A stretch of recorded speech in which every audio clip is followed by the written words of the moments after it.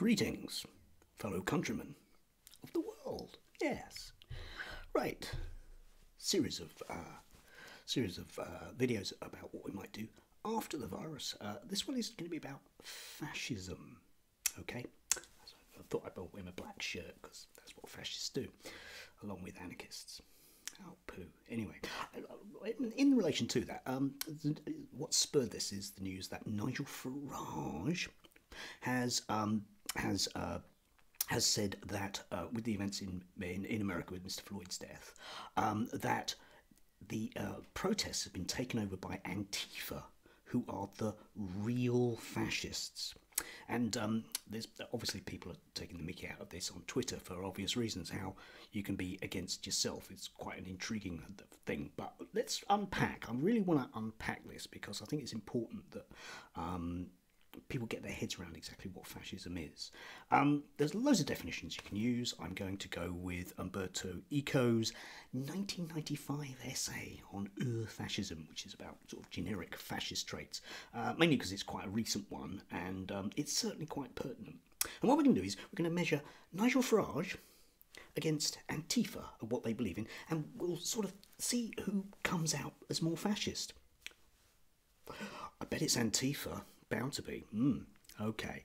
So, first of all, he lists 14 points, which he says basically are characteristic, for the most part, of fascism. So, let's dive in. Right, okay. First of all, is the cult of tradition, okay? That's whereby stuff was always better in the past, yeah? I meet quite a lot of young people in my job as a teacher, and often they'll say to me, no, he's not a fascist, he's a traditionalist. And I often think, that's not a great tradition, mate, actually. You know, been to Auschwitz. It's not a great tradition. No. But traditionalists, yes, it's always better in the past, you know, when we weren't members of the EU, for example.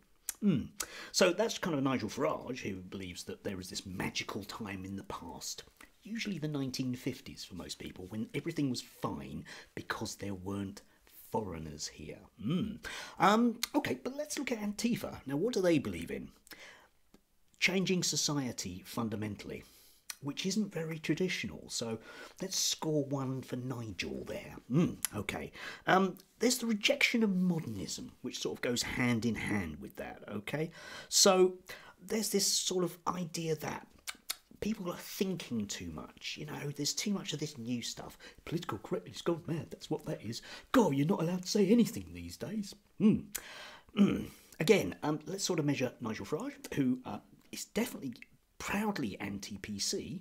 You know, I wish I could call a spade is the sort of thing that he'd probably want to say, but he knows that he shouldn't really say that. Against, well, let's look at Antifa. What are they? Are they the types of people that agonise over the language they use? Probably, yeah. They might well have trans friends, that kind of thing. They might really worry about personal pronouns, yeah. So, what are we up to? That's 2 for Nigel. Excellent. Right, what do we got? The cult of action for action's sake. Right, this is the idea that you should not really think about things. It's kind of related to that second one. You shouldn't really think about things. What you should do is just dive in because your instincts are correct. And again, we can see quite a lot of this going on, particularly the government at the moment. You know, if your instincts are that your child should be driven to Durham, then it's perfectly acceptable to do that. Or with Michael Gove, for example, with the whole, you know, well, we've heard too much about experts. You know, now I can't pin anything directly with Nigel Farage here on this, but he does fit into that generalised sort of sneering at the concept of knowing things. Yeah. The liberal elites, the intelligentsia, you know what they're like. Oh, they always bring out facts, don't they? Yeah. So, you know, Antifa, possibly, yeah, I would argue that's a bit of a draw one. That's a bit of a draw, I think, that one. Okay. Disagreement is treason. Now, you can label this at almost anyone's door, but if we look at Nigel Farage, who's always going on about the liberal media establishment stitching him up. You know, his voice is never heard, especially on his radio show on LBC Weekly, or maybe the newspaper columns that he's always allowed to write for a great deal of money. I mean, he's just totally stifled, yeah, you know? And this idea that there's this bunch of people that are trying to stop him from speaking. Now, I'm not really quite sure if you can label Antifa as falling into that category. I think you have a bit of a struggle to do that as such, simply because these are people that basically they have no voice at all. Yeah? When was the last time you saw on the media a member, in inverted commas, of Antifa being interviewed? Yeah. Okay. I'm going to score that one for Nigel. Yeah. Fear of difference. It does kind of speak for itself, doesn't it? Yeah, without even unpacking that, that's an absolute win for Nigel Farage, the man who's scared of Romanians moving in next door. I mean, what have the Romanians ever done? I don't know. I mean, are they warmongers or something? You know, I have a sort of vague idea of Romanian history in the 20th century, and they were usually on the wrong side of the Second World Wars and suffered for it. You know, not quite the same category as Hungary, though. You know, and I'm still going to score that one for Nigel because, you know, standing in front of a poster with Syrian refugees because we've got to leave the EU, definitely. Whereas Antifa, you look at the crowd, usually quite diverse. They actually have women in them, don't they? For a start. Yeah. Okay. What do we got next? The appeal to the frustrated middle class. Oh, Nigel. That's a Nigel hands down, isn't it? Antifa, being left wing, of course, would argue for more economic equality, whereas Nigel Farage, for example, will always say about the amount of money everything costs. Everything costs a great deal of money. The foreigners cost us money. Our NHS is only bad because of the money. The money, the money, the money, the money. Yeah, little known fact, sociology fans as well. In class terms, the people who are most likely to be fascists come from what we used to call C2s, old-fashioned sociology, and they're also the people most likely to be coppers. Little known fact, that. Yeah. Obsession with a plot. Yeah. Now, this is something where Antifa scores quite highly because they have a distinct structural view of society and power relationships within it. So they do see that the people that run the world are running the world, which, I mean, you know, you could argue that they've got the wrong target there, that the people with all the power and the money aren't really running things. If you fancy, that's fine. But it certainly isn't sort of like a plot at all. Whereas Nigel, of course, will see a plot everywhere. You know, it's all, you know, he will come out with distinct phrases. I mean, we'll come on to this a bit later with Newspeak. But he will come out with the concept of cultural Marxism. Yeah, people being paid by George Soros to go on demonstrations. It's all a vicious plot by them, who often tend to sort of have slightly Jewish characteristics, shall we say. Yeah, that's a nice dog whistle, that one. I'm going to score that one for Nigel as well. Let's see what else is on my big boys list. Yes. Enemies being at the same time too strong and too weak, which feeds from the previous one. Yeah. Antifa would argue that the rich and the powerful are rich and powerful. And I think that's as far as that one goes. I think their analysis is correct, that people who are rich and powerful are rich and powerful. They don't see the rich and powerful as being poor and weak. No.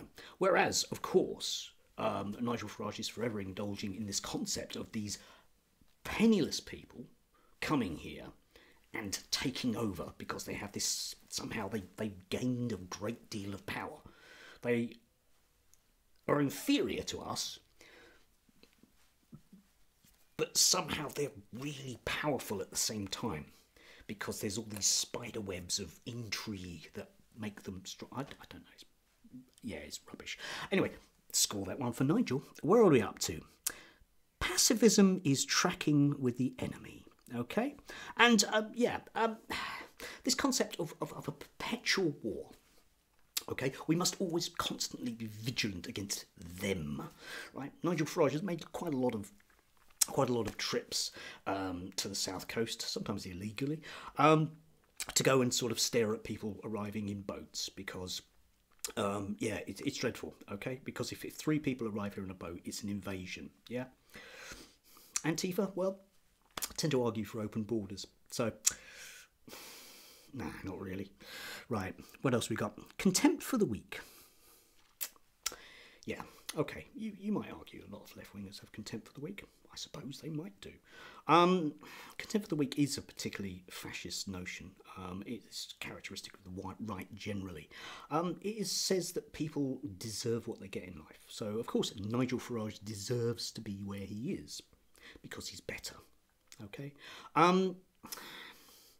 Yeah, I'm going to call that one a draw, being really charitable about it. But effectively, yeah, there's this idea that people, the natural cream will rise to the top, which we can see, obviously, with our present government. I mean, look at our Prime Minister, for example, who's undoubtedly the best person to lead the country. What do we got? Everybody is educated to become a hero. Yeah, there's this sort of, again, ties into this kind of perpetual warfare thing, this idea of the individual being strong. You will notice this in an awful lot of right-wing stuff. This idea of going to the gym and building yourself up so you become an invincible Superman. Right? It's a really just pathetic myth, to be quite honest. The Nazi superhero. Yeah, I'm not going to chalk that one up for Nigel Farage. I'm not going to chalk that one up for Antifa either. I don't think either of those groups necessarily, him or they, necessarily adhere to that. But there is definitely a very strong strand amongst the far right, especially with this idea of becoming this warrior type. Okay, this pure Aryan blonde stormtrooper. Maybe in a white suit. No, it's a different film, isn't it? Right. Okay. Machismo. Speaks for itself, really. Yeah, hypermasculinity. Okay, ties in with the last one, doesn't it? Hypermasculinity, for example, hating gay people. Now, I'm not entirely sure about Nigel Farage's attitudes to gay people, but he's a bit of a traditionalist, and you know, I don't think he scores very highly on that one compared to your average member of Antifa, who again is probably going to struggle with personal pronouns. Okay. They're not really there with that one, okay?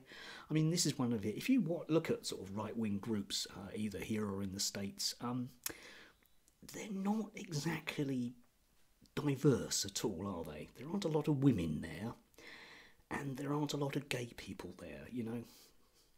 No, I'm going to call that a draw, but I'm being really generous there. Okay, selective populism. Yeah, the notion of the will of the people. Now, this is actually something that I'm going to score equally for both sides, because there is a lot in sort of left-wing ideas that there is a certain sense of the will of the people, that there's kind of unseen majority of people that are wishing for something else. Oh yeah, the majority of people want to see fairer society, they would argue, yeah. But it is also very, very strong on the right. This idea of, you know, Nigel Farage, who gets 52% of the vote for Brexit, therefore it's the will of the people that it happens. Okay, yeah. What about the other 48%? They lost because they're weak. I'll leave that one slightly hanging. I'm going to call it a draw because I'm generous like that. Okay, what are we up to now? My favourite, Newspeak. Love Newspeak. Yeah, thank you, George Orwell. Newspeak. When you simply put things in different words, okay? And Nigel Farage is very guilty of this, and it's starting to seep very much into mainstream politics, this idea of extremely fascistic notions, extremely racist and extremely anti-Semitic notions that seep into our language. Yeah, cultural Marxism. Cultural Marxism is where plots are seen everywhere, tying back to that one, because these people are trying to change the way that we think. The thought police, yeah? Oh, you aren't allowed to say what you want these days. Whenever I turn up, there's a group of people shouting at me, and they're just stopping my free speech, even though I carry on doing what I was going to do. Yeah? It's becoming very, very pervasive, and Nigel Farage is as guilty of anyone of utilising a lot of these right-wing terms, which are basically fascistic. For example, Antifa are the real fascists.